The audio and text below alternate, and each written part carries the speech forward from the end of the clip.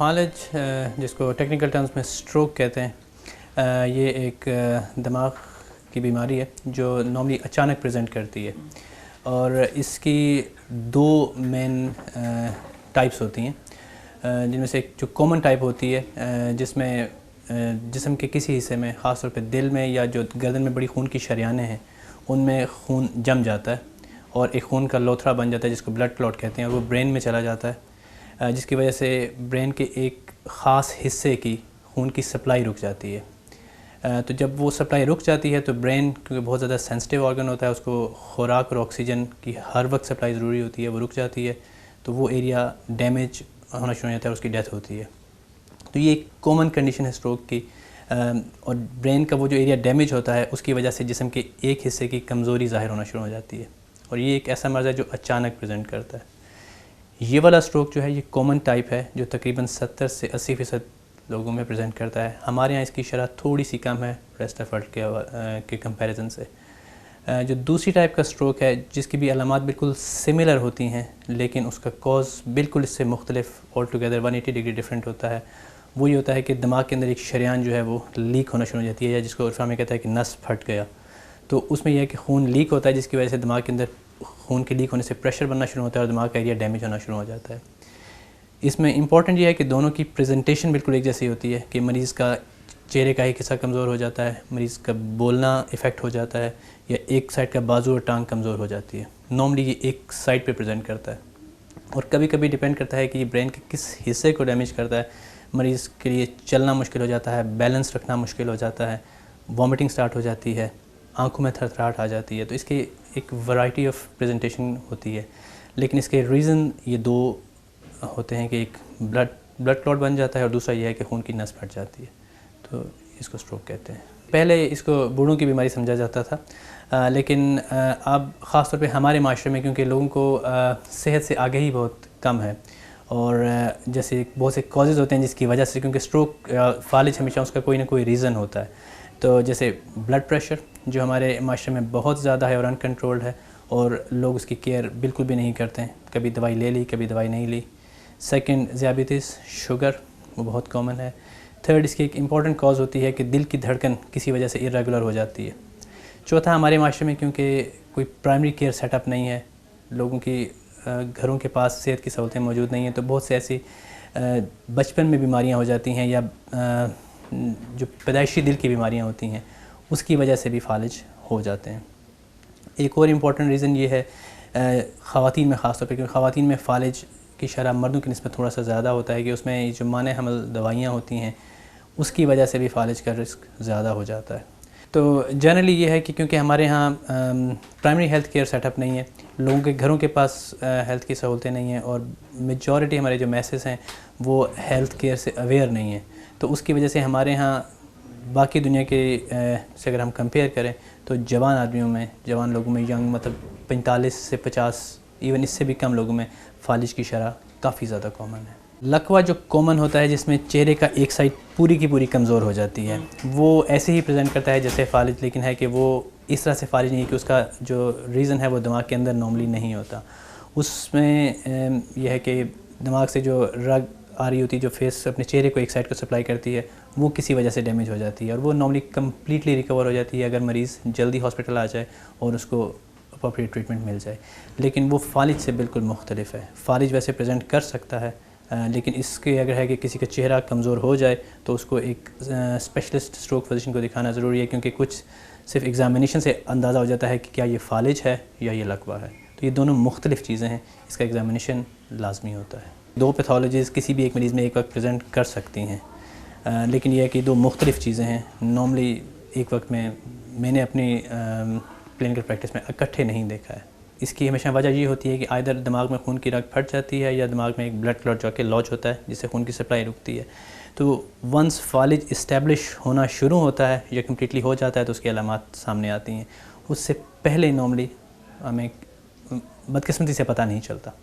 तो इसलिए मैं आज इस डिस्कशन में अगर किसी को पैगाम पहुँचे तो ये बताना चाहूँगा कि अगर किसी को कोई अलामत आना शुरू हो जाए तो इसका मतलब है कि फालिज होना शुरू हो गया है। तो उसमें जितना जल्दी एक्ट करेंगे, जितना जल्दी ट्रीटमेंट स्टार्ट करेंगे, वो उतना मरीज़ के लिए बेहतर है। इसमें ऐसा कुछ नहीं है कि ये भी शुरू की अलामात हैं, बाद में ये बेहतर भी हो सकता है, बाद में ख़राब भी हो सकता है।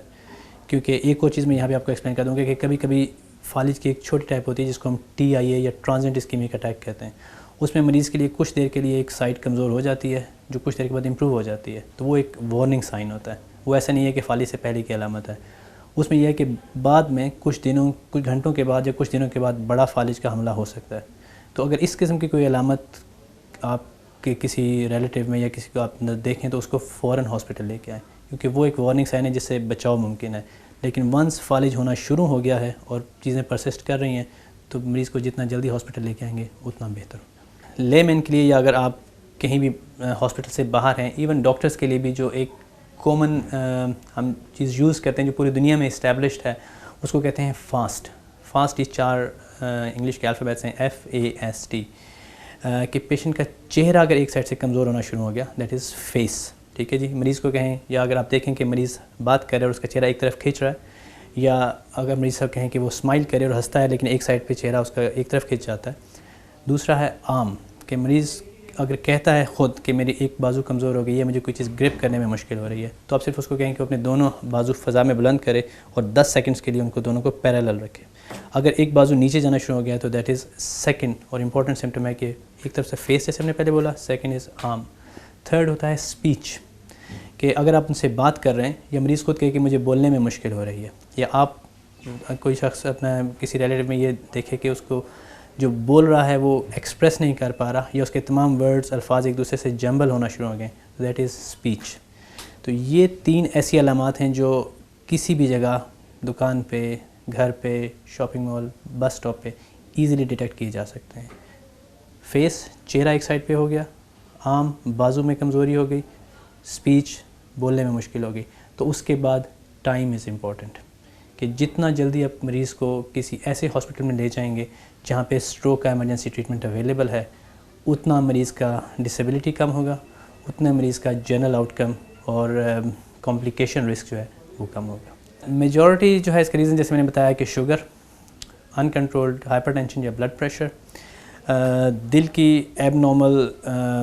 रिदम जिसको हम एट्रियल फिब्रिलेशन कहते हैं, जो हमारे कम्युनिटी में बहुत ज़्यादा कॉमन है और अनचेक्ड जाता है। लेकिन मोरोसियत में यह है कि कभी कुछ कंजेनिटल हार्ट डिजीज़ होती हैं, जैसे दिल में सुराख का होना, जो कभी कभी अनचेक्ड जाता है और बड़ी एज में प्रेजेंट करता है, कि दिल के अंदर सुराख होता है और खून दिल के अंदर जम जाता है, या कहीं बॉडी में कहीं और जमता है और खून दिल में आके तो वहाँ से ब्रेन में ट्रैवल कर जाता है। या कभी कभी कुछ और कंजेनिटल हार्ट डिजीज़ होती हैं, उसकी वजह से ब्लड क्लॉट जो है वो हार्ट में बन के ब्रेन में जा सकता है। तो इसका कुछ ताल्लुक़ मोरोसियत से है, लेकिन मेजॉरिटी इसके रिस्क जो हैं वो एक्वायर्ड होते हैं, या जैसे इंसान की ज़िंदगी चलती है वो इंसान एक्वायर करता है। अगर किसी को फालिज स्टार्ट होता है तो टाइम इज़ ब्रेन, क्योंकि 1 मिनट के अंदर अगर फालिज होना शुरू होता है तो तकरीबन 2 मिलियन न्यूरॉन या 20 लाख न्यूरॉन की डेथ होती है। तो जितने मिनट आप बचाएंगे उतने आप न्यूरॉन्स बचाएंगे। ठीक है जी। तो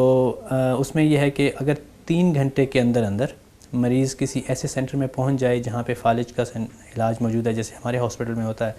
तो एक स्पेसिफ़िक इंजेक्शन होता है जो कुछ कॉन्ट्राइंडिकेशंस को एक्सक्लूड करने के बाद हम मरीज़ को देते हैं, तो उसमें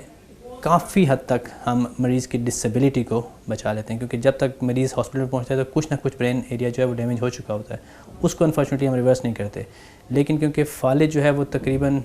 4 से 7 घंटे में इस्टेब्लिश होता है, तो जब तक मरीज़ हमारे पास पहुंचता है शुरू का एरिया हम उसको तो बचा नहीं सकते हैं, लेकिन जो बाद में डैमेज होने वाला एरिया होता है, जो रिस्क पे होता है, उसको हम बचा सकते हैं, और उसकी वजह से कॉम्प्लिकेशन और डिसेबिलिटी कम हो जाती है। इसमें जो कॉमन बहुत सारी रिसर्च हुई है उसमें ऐसे हुआ है कि हर 10 मरीज़ जिनको वो हम इंजेक्शन देते हैं उनमें से 1 मरीज़ नॉर्मली वॉक करके हॉस्पिटल से बाहर जाता है, और बाकी भी मेजॉरिटी में, गुड मेजॉरिटी में जो डिसेबिलिटी है और कॉम्प्लिकेशन है कम हो जाते हैं। हमारा जो प्रोटोकॉल है कि 3 घंटे के अंदर अंदर हम उसको इंजेक्ट कर देते हैं। 3 घंटे के बाद उस इंजेक्शन की इफादियत जो है वो बहुत कम हो जाती है, और उसकी कॉम्प्लिकेशन, क्योंकि वो एक बहुत स्ट्रॉन्ग ब्लड थिनर होता है, तो रिस्क ऑफ ब्लीडिंग जो है वो ज़्यादा होता जाता है। कुछ सेंटर्स में इवन अप टू 4.5 घंटे तक भी वो दे दिया जाता है, लेकिन उसके बाद उसकी इफादियत बिल्कुल ख़त्म हो जाती है, बहुत ज़्यादा कम हो जाती है। अभी नई रिसर्च हो रही है, शायद कुछ नए ट्रीटमेंट्स भी आ रहे हैं, लेकिन अभी तक जो TPA या टिश्यू प्लाज्मा एक्टिवेटर जो इंजेक्शन हम यहाँ पे यूज़ करते हैं, जो पूरी दुनिया में यूज़ हो रहा है, वो 3 से 4.5 घंटे मैक्सिमम हम यूज़ करते हैं। हमारा हॉस्पिटल का प्रोटोकॉल जो है वो भी, क्योंकि हमने ये नया ट्रीटमेंट स्टार्ट किया है, तो 3 घंटे के अंदर अंदर है। और इसमें इंपॉर्टेंट बात जो मैं आपको बताता चलूँ, क्योंकि टाइम इज़ ब्रेन, अगर मरीज़ हमारे पास आ जाता है तो इमरजेंसी में हम नॉर्मली ट्राई करते हैं कि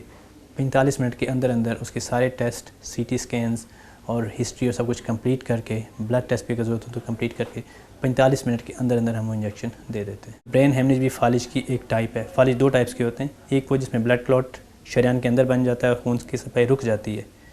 दूसरा वो होता है जिसमें ब्रेन जो खून के अंदर खून की नस है वो फट जाती है और ब्लीड जो खून जो है वो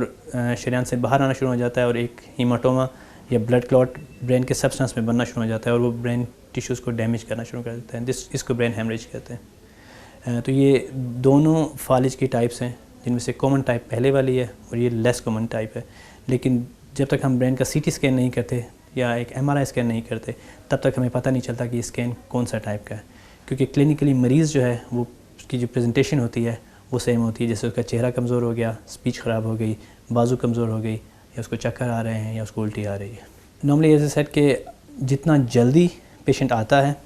उसका रिस्क ऑफ कॉम्प्लिकेशन उतना कम होता है, क्योंकि फालिज के साथ बहुत सी कॉम्प्लिकेशंस एसोसिएटेड होती हैं। तो जितना जल्दी वो एक फालिज की वार्ड में दाखिल हो जाएगा, क्योंकि इस पर बहुत सारी रिसर्च हुई है, उतनी इसकी कॉम्प्लिकेशन रिस्क कम होता है और उतना ही उसका लेंथ ऑफ जो स्टे इन हॉस्पिटल है और जो डिसेबिलिटी है वो उतनी ही कम होती है। तो इसमें टाइम इम्पॉर्टेंट है। बाकी ये है कि जो रिकवरी होती है फालिज से वो डिपेंड करती है कि फालिज कितना बड़ा है और दिमाग में कितने बड़े एरिए की ब्लड सप्लाई रुकी है। ये कुछ दिनों में भी रिकवर कर सकता है, कुछ हफ्तों में भी रिकवर कर सकता है, कुछ महीनों में भी रिकवर कर सकता है। और कभी कभी अगर फालिज बहुत बड़ा है और उसका इनिशियल ट्रीटमेंट अच्छा नहीं हुआ तो फिर जो डिसेबिलिटी है या जो कमज़ोरी है वो लाइफ लॉन्ग भी रह सकती है। तो इसमें बहुत वेरिएबल है, ये डिपेंड करता है कि मरीज़ का फालिज कितना बड़ा है और उसकी ट्रीटमेंट कितनी अच्छी हुई है। अगर किसी शख्स का दाएं का हिस्सा कमज़ोर हो गया है, और वो डिपेंड करता है कि दिमाग में कौन सा एरिया जो है उसकी ब्लड सप्लाई रुकी है, क्योंकि जो दिमाग का लेफ़्ट साइड है जो राइट को कंट्रोल करता है, वहाँ पे स्पीच सेंटर होता है, तो उसकी वजह से वो ब्रेन का डोमिनेंट एरिया होता है, तो इंसान की स्पीच इफ़ेक्ट हो सकती है कि उसको सुनने में भी मुश्किल हो रही है, उसको बोलने में भी मुश्किल हो रही है। तो उसकी वजह से दाएं और बाएं जो है वो इम्पॉर्टेंट होता है, क्योंकि अगर ब्रेन इंसान जो राइट हैंड डोमिनेंट है, जिसका लेफ़्ट ब्रेन डोमिनेंट है, तो वो उसका स्पीच इफ़ेक्ट हो जाती है, जो उसकी आगे ज़िंदगी के लिए काफ़ी मुश्किल होती है। तो डेफ़िनेटली जी, जो अगर दाएं साइड का स्ट्रोक है वो ज़्यादा अहम है और उससे डिसेबिलिटी और उसका जो आउटकम है वो डिफरेंट होता है as compare to left side. Internal organs पे ऐसा बहुत डायरेक्ट उसका इम्पैक्ट नहीं होता, लेकिन स्वॉलो वो एक है जो इमीडिएट स्ट्रोक या फालिज के बाद इफ़ेक्ट होती है, और वो काफ़ी सारे कॉम्प्लिकेशन जैसे छाती के इन्फेक्शन के साथ एसोसिएटेड होती है। कभी कभी ये डिपेंड करता है ब्रेन का कौन सा एरिया डैमेज हुआ है, क्योंकि ज़ाहिरी तौर पर इंसान की वीकनेस जो है वो सामने नज़र आती है, लेकिन कुछ और भी होती है, जैसे कभी कभी इंसान के पेशाब का कंट्रोल वो ख़त्म हो जाता है, कभी आँखों की मूवमेंट और बेनाई ये भी कमज़ोर हो जाती है। तो कुछ अंदरूनी हिस्से भी इफ़ेक्ट हो सकते हैं, लेकिन ये सिर्फ सब डिपेंड करता है कि ब्रेन का कौन सा एरिया जो है वो डैमेज हुआ है। लेकिन जो कॉमन टाइप्स ऑफ स्ट्रोक हैं उसमें नॉर्मली मोटर वीकनेस होती है, या सेंसरी लॉस होता है, या बैलेंस का प्रॉब्लम होता है। उसमें ये सबसे इम्पॉर्टेंट है, इरिस्पेक्टिव कि वो यंग हैं या ओल्ड हैं, वो अपना रेगुलर मुआयना करवाएं। जिन लोगों को ब्लड प्रेशर, हाइपरटेंशन है, वो रेगुलर अपने डॉक्टर के पास जाएं या स्पेशलिस्ट के पास आएँ और अपना ट्रीटमेंट रेगुलर लें। डॉक्टर के पास जाना अहम नहीं है, दवाई लेना ज़रूरी है, और उस दवाई को मेंटेन रखना और उसका रेगुलर चेकअप करवाना ज़रूरी है। ज़ियाबिटिस, ब्लड प्रेशर, शुगर, उसका कंट्रोल बहुत अच्छा, रेगुलर फिजिशियन को चेक करवाना ज़रूरी है। इसके अलावा अगर आपकी फैमिली में हार्ट डिजीज़ हैं या किसी को फालिज हुआ है, ख़ासतौर पे आपके वालिदैन को, बहन भाइयों को, या फैमिली में किसी को यंग एज में स्ट्रोक हुआ है, तो उन लोगों को अपना आके किसी फालिज के स्पेशलिस्ट से चेक करवाना या मेडिकल स्पेशलिस्ट से चेक करवाना ज़रूरी है, ताकि उनको कोई और रिस्क फैक्टर हो, जैसे कोई दिल की बीमारी हो, तो उसको ट्रीट कर सकें। At the same time important message जो होगा कि अगर किसी मरीज़ को थोड़ी देर के लिए कोई एक साइड सुन्न हो जाती है, कमज़ोर हो जाती है, या कुछ देर के लिए नज़र इफ़ेक्ट हो जाती है, और वो चीज़ बेहतर हो जाती है तो उसको लाइट नहीं लें, क्योंकि वो एक बहुत बड़ा जो है वो एक सिग्नल है कि फ्यूचर में कुछ भी बड़ा हो सकता है। और सिर्फ कुछ इन्वेस्टिगेशंस और कुछ ट्रीटमेंट करके एक बड़े फालिज के हमले को हम बचा सकते हैं।